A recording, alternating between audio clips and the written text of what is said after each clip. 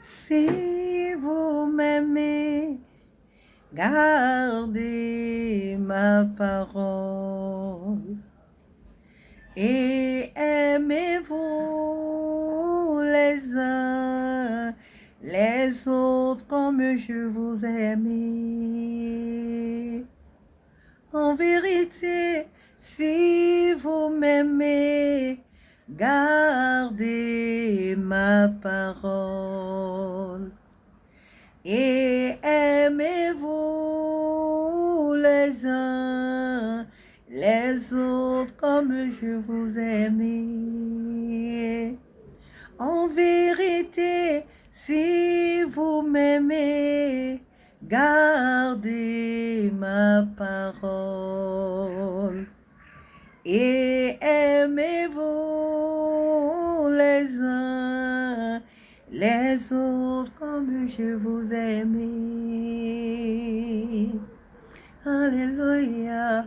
Et aimez-vous les uns les autres comme je vous ai aimé.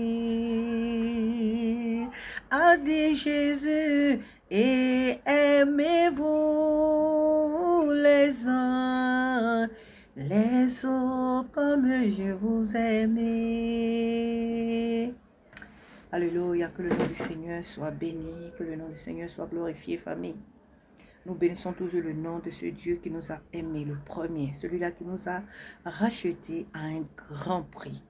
Que son nom soit glorifié, que son nom seul soit exalté parce qu'il en est digne. Alléluia, il est digne de notre part de le louer, d'être célébré et d'être magnifié. Amen. À travers cette courte vidéo ce matin, j'aimerais encourager le peuple du Seigneur à s'aimer l'amour, à toujours aimer. Nous devons nous aimer. Comme Jésus nous l'a recommandé, nous devons nous aimer entre nos frères et sœurs. Parce que l'amour, c'est par amour que nous avons été sauvés. C'est par amour que nous sommes devenus enfants de Dieu. C'est par amour que nous sommes devenus peuple de Dieu.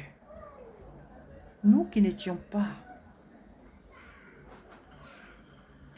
ce peuple, nous qui étions sur le chemin de l'enfer, cet amour manifesté à la croix de Golgotha, par un seul, a fait de nous les élus de Dieu, a fait de nous les bien-aimés de Dieu, a fait de nous la prunelle des yeux de l'Éternel. Aimons nos frères et sœurs. Certes, nous n'avons pas reçu tous la même éducation, c'est vrai. Nous sommes tous différents, c'est vrai. Mais efforçons-nous de nous aimer les uns les autres. Nous voyons tout ce qui se passe sur la terre. Par manque d'amour, beaucoup se suicident. Certains se suicident. D'autres tombent dans des dépressions parce qu'elles sont oppressées dans leur service professionnel, dans leur propre famille, des abus de tout genre. Trop de problèmes sur la terre. Et les gens sont oppressés de toutes parts. Et ce manque d'amour-là les conduit à des graves dérives. Le manque d'amour amène encore d'autres à se changer même le corps. C'est-à-dire elles veulent se venger, ces personnes. Elles veulent se venger de leurs parents qui ne leur ont pas donné cet amour-là. Des personnes en lesquelles elles espéraient recevoir cet amour et qu'elles n'ont pas reçu, alors elles vont se faire du mal. Si elles ne se suicident pas, elles vont se changer le corps ou elles tombent dans des perversions sexuelles. Elles deviennent même des prostituées. Elles deviennent, excusez-moi, il y a trop de pigeons. Il y a trop de pigeons qui nous fatiguent. Donc ces personnes tombent dans des dérives, dans des choses mais vraiment graves. Et malheureusement, souvent d'autres perdent encore la vie. Et ça, c'est pour l'éternité. La maison de Dieu est un lieu où chacun de nous doit recevoir le repos. La maison de Dieu est un lieu de repos. L'église, c'est un lieu de repos. Ne faisons pas de la maison de Dieu un lieu de conflit, de compétition, un lieu de tiraillement, un lieu de, je ne sais pas, de mal-être. Il ne faudrait pas que les gens qui viennent dans la maison de Dieu souffrent encore ce qu'elles souffrent déjà dans le monde. Parce que même, il n'y a pas que les païens, mais même parmi nous en tant que chrétiens, beaucoup de personnes au milieu de nous souffrent dans de diverses manières. Il y a des frères, il y a des sœurs sur le lieu du travail qui sont rejetés, qui vivent des situations difficiles avec leur employeur.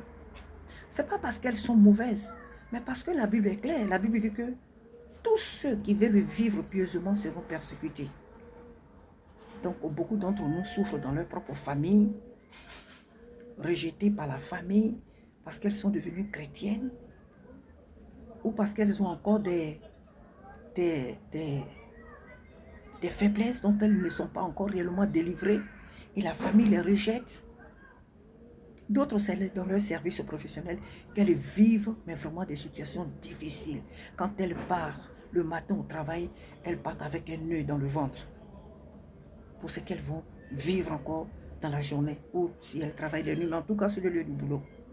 Alors lorsque les dimanches ou nos jours de rencontre dans ces salles-là que nous appelons église arrivent, ces personnes doivent voir la différence de « Oh, Dieu merci, mardi je vais aller voir mes frères, mercredi ou bien les jours de réunion, peu importe, mais en particulier surtout les dimanches, je vais aller louer Dieu avec mes frères, je vais voir mes frères, je vais voir mes soeurs, on va passer un bon moment. » Que ces personnes disent « Oh là là, pourvu que le dimanche arrive, pour que j'aille voir mes frères, pour vivre la présence de Dieu. » Il ne faudrait pas que ces personnes-là encore se disent « Oh, l'église, à l'église encore c'est autre chose. » Tout ce qui se passe à l'église, on n'a pas la paix. Où trouver cette paix-là? Quand la Bible nous dit de nous efforcer, ça veut dire qu'il y a aussi une part de notre responsabilité dans ce que nous faisons ou de ce que nous vivons. C'est vrai que Jésus donne la paix. C'est vrai que nous avons la paix que le Saint-Esprit en nous a donnée. Mais la Bible nous dit quoi? Soyez en paix avec tout le monde, d'autant que cela dépend de vous. Je crois que c'est les épîtres de Paul qui le dit. Donc c'est important, frères et sœurs, que nous procurons, nous créons un climat de paix dans nos assemblées, entre nos frères et sœurs. Si on a des différends avec un frère ou une sœur, réglons ces choses-là entre nous, pas devant toute l'église. N'en faisons pas un sujet de calomnie, de médisance pour mettre mal à l'aise les âmes qui sont là. Les conflits dans l'église de Jésus, dans les épîtres, je crois, ou dans les évangiles, je ne connais pas toute la Bible. Je ne connais pas toute la Bible. Mais je crois que dans la Bible, le Seigneur nous parle des personnes avec lesquelles nous sommes en conflit, que nous avons offensées ou qui nous ont offensés. La procédure à suivre, Dieu nous l'a montré. Donc, premièrement, ce qui veut dire que quand tu as des différends avec un frère, d'abord tu vas vers lui et tu règles l'affaire entre vous deux. Il y a toute une procédure avant d'exposer la situation. Ne prenons pas les indifférents, les problèmes comme je peux l'appeler avec nos frères, ce que nous avons comme difficultés, ce que nous avons comme des problèmes avec nos frères. Ne les exposons pas comme ça dans l'église. Parce que nous ne sommes pas seuls dans l'église, il y a des nouvelles âmes qui sont là. Alors lorsque nous nous mettons à murmurer, à critiquer, à mal parler des uns des autres, nous surchargeons les âmes qui sont là des lourds fardeaux. Oh, Jésus dit quoi? Venez à moi, vous tous qui êtes fatigués et chargés, et je vous donnerai du repos. Les âmes qui viennent dans l'église, c'est pour trouver le repos. Elles doivent être encouragées. Elles doivent être encouragées à déposer leur fardeau au pied de Jésus et non pas les surcharger. Et non encore à les surcharger de ces fardeaux et à retourner chez elles avec leur fardeau. Ne mettons pas à l'aise les âmes. Ne surchargeons pas les âmes de lourds fardeaux. Créons un climat de paix entre nos frères et sœurs en Christ. Moi, je rends toujours témoignage du temps de ma conversion. Oh, chers frères et sœurs, des fois je suis là, je me dis, mais est-ce que c'est le même Dieu là qu'aujourd'hui, dans ce temps de la fin là? Est-ce que c'est ce même Dieu là que nous adorons? La manifestation de l'Esprit de Dieu que j'ai vu. Ce climat de joie, de paix. Tu ne vois pas ton frère en Christ, mais tu es pressé que le jour de la prière arrive, parce que ce n'est pas toute la semaine qu'on se voit. On travaille, certains sont à l'école, on est occupé, donc ce n'est pas tout le temps qu'on se voit. On se voit très souvent dans nos réunions de prière. Alors, quand ce jour arrive, tu es tellement content que ce jour arrive parce que tu veux voir ton frère, tu veux voir ta soeur, on veut voir l'homme de Dieu, sa famille. On est tellement joyeux. Et des fois, quand on arrive à nos réunions de prière, les cultes, les cellules, après ces moments, on n'a même pas envie de se séparer. On s'accompagne, on accompagne le frère nous accompagne, la soeur, entre nous. Des fois, c'est des petits groupes, on s'accompagne comme ça. On est tellement content de nous retrouver. Mais aujourd'hui, on est même pressé que le culte finisse et que chacun rentre chez soi. Quel est cet esprit-là que nous servons là? Quel est ce Dieu-là que nous servons? Jésus dit, si vous m'aimez, aimez-vous les uns et les autres. Il dit, c'est là mon nouveau commandement. Si vous m'aimez, le nouveau commandement que je vous donne, c'est de vous aimer les uns les autres, comme moi, je vous ai aimé. C'est vrai que nous n'avons pas tous le même caractère. C'est pas facile, c'est vrai, de supporter un frère, de supporter une soeur qui a un mauvais caractère, c'est vrai. Mais efforçons-nous de nous aimer. Parce qu'en réalité, nous ne sommes pas meilleurs que ce frère-là. Nous ne sommes pas meilleurs que cette soeur-là. Peut-être que ce frère, il parle peut-être mal, ou cette soeur parle mal, mais elle a des qualités, mais il a des qualités. Toi, peut-être tu parles bien, doucement, tu parles bien, mais tu as un mauvais aussi caractère. Tu es orgueilleux. Parce qu'il y a certains, leur orgueil se cache dans la lenteur, dans une fausse douceur, dans une fausse apparence. L'orgueilleux, ce n'est pas forcément celui qui gesticule, qui dit non, non, non, non. Les vrais orgueilleux sont très calmes. Les vrais orgueilleux sont très calmes parce qu'ils sont malins. Parce qu'ils ont l'attitude de leur père, Satan. Ils sont très calmes. Ils ont une apparence accusatrice. Ils ont une attitude accusatrice. C'est-à-dire que dans leur manière de faire, ils sont très subtils. Au point que quand tu les vois, tu dis, oh mais la soeur, oh là là, qu'est-ce qu'elle est douce. Oh le frère, qu'est-ce qu'il est doux. Et toi qui gesticules, toi qui es prêt, toi qui es apte à faire, à parler ou à faire, c'est toi qu'on voit. Mais cependant, lui, il est derrière, elle est derrière, c'est toi, c'est celle qui croit être sobre ou douce là, celle qui crée les tensions. Celle qui crée les tensions, de par sa manière de faire. Elle lance des pics et puis elle se cache dans sa coquille. Et puis l'autre met en avant ce qu'il a fait. Donc il y a des orgueilleux qui apparemment sont très doux, sont très calmes, sont très lents à parler. Les vrais orgueilleux sont très souvent calmes. Donc l'autre peut avoir un caractère qui n'est pas bon. L'autre peut avoir un tel comportement qui n'est pas bien. Mais ne pense pas que c'est parce que lui il fait ça et que toi tu ne le fais pas que tu es meilleur qu'elle ou meilleur que lui. Tous nous avons des défauts d'une manière ou d'une autre. Nous avons des failles d'une manière ou d'une autre. Que tu aies ta vie de prière du matin au soir, des jeûnes de 40, de 50 jours, tous nous avons des failles d'une manière ou d'une autre. Nous ne sommes pas purs, nous ne sommes pas saints à 100%. C'est pourquoi la Bible nous dit de nous efforcer. Le Saint-Esprit ne fera pas tout à notre place. Le Seigneur dit de nous efforcer. C'est écrit dans la Bible. D'être en paix avec tout le monde, aussi possible que cela puisse être, d'être en paix avec tout le monde. Aimons-nous, parce que la maison de Dieu, c'est un lieu de paix. Si nous avons des conflits avec un frère ou une soeur, efforçons-nous de les régler entre nous et n'exposons pas les choses comme ça aux yeux de tout le monde. Ne faisons pas de la maison de Dieu un lieu de conflit, un lieu de mal-être.